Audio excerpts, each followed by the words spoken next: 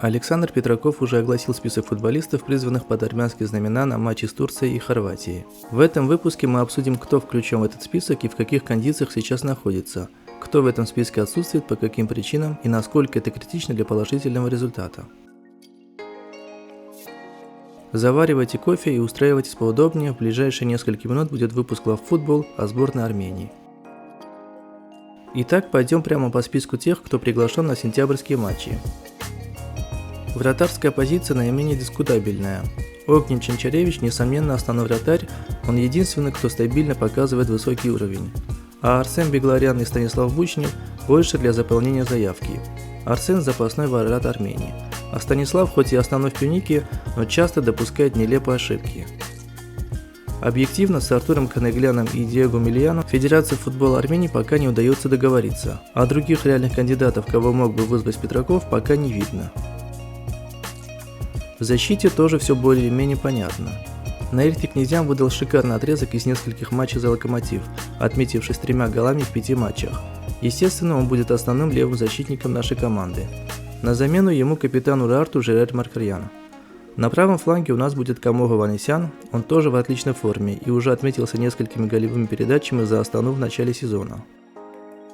Вованес Амбарцумян не вызван, поскольку не имел игровой практики в кипрском Анортосисе, из-за чего и перешел совсем недавно в НОА, один из богатейших клубов чемпионата Армении. Давид Давидян из Пюника, который был в заявке на матчи с Уэльсом и Латвией, тоже пропустит сентябрьские матчи. В принципе, Давид в неплохой форме. Он помог Пюнику дойти до 3-го квалификационного раунда Лиги Конференции, но, вероятно, Петракова это не впечатлило.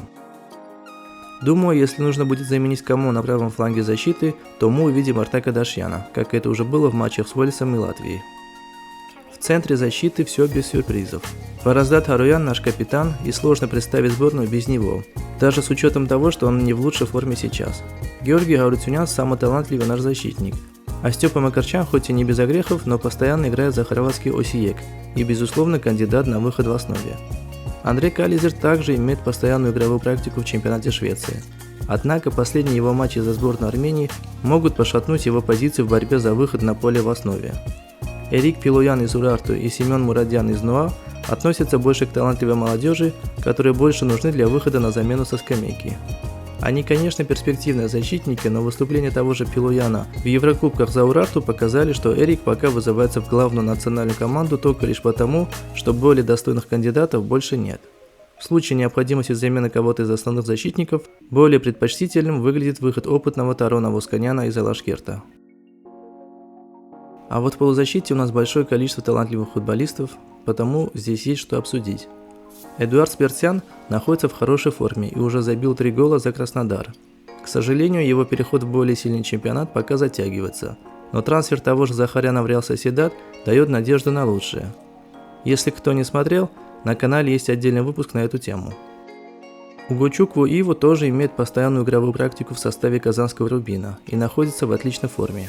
Именно эти двое, скорее всего, будут в центре нашей полузащиты. В случае необходимости кого-то из них может заменить колумбийский армянин в Беймар Ангулу из Алашкерта, либо все тот же Артек Дашьян. Возможно, был бы полезен в полузащите Хурем Байрамян, однако Евростов нынче показывает не самые успешные результаты. К тому же поговаривают о конфликте между Хуреном и тренерским штабом. Напомню, что перед матчем с Уэльсом он досрочно покинул расположение сборной, тогда заявили, что причиной явилось небольшое повреждение. Сейчас у футболиста нет повреждений, но он снова не вызван. Официальных объяснений по этому поводу пока нет. На левом фланге ближе к нападению мы безусловно увидим Лукаса Зелараяна. Чино феерил в американском МЛС и был там одним из лучших. Летом он перешел в Саудовскую лигу и теперь выступает за Аль-Фатех. В команде он самый звездный и самый сильный футболист, но пока сложно оценить, как на его игре скажется переход в новый чемпионат, поскольку чемпионат Саудовской Аравии еще только обретает тот вид, который хотят видеть местные шейхи. Другой наш латиноамериканец, Норберто Баликян, довольно редко выходит на поле в составе Бока Хуниорс. В ближайшее время он может сменить клуб на чуть менее статусный. Им интересуется аргентинский Хуракан.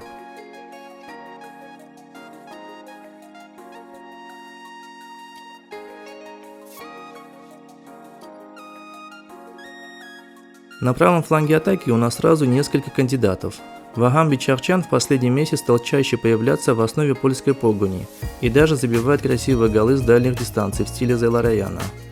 Ваган в хорошей форме и вполне возможно именно он выйдет в основе, поскольку Тигран Барсегян чередует успешные матчи за Слован на не очень. Да и по предыдущим матчам было видно, Тигран больше подходит для усиления через выходы на замену. Также Петраков продолжает доверять молодому таланту из Арарата Армении Артуру Серубяну. Артур в хорошей форме и довольно неплохо смотрелся в еврокубковых матчах против Игнатии и Ариса, но думается, пока еще он футболист замены. На этой же позиции выступает Нарей Григорян из Урарту, который очень достойно провел еврокубковые матчи против Зрински и Фарула. Последние активно интересуются нашим полузащитником и могут приобрести его у Урарту, если выйдут в групповой этап Лиги Конференции. Тем не менее, ввиду большой конкуренции на этой позиции, тренерский штаб не включил Нарейка в список приглашенных футболистов. Стоит сказать, что есть еще один футболист, который мог бы выйти на правом фланге нашей атаки и быть значительно полезнее вышеназванных ребят. Речь об Эдгаре Севикяне из клуба Пари Нижний Новгород. Он является открытием нынешнего чемпионата России, успел забить несколько красивых голов, показывает отличный дриблинг, технику, дальние удары и скорость. Такой футболист нам очень нужен. Тем более 22-летний Эдгар уже говорил о своем желании выступать за Армению. Но по какой-то причине Петраков не вызвал его.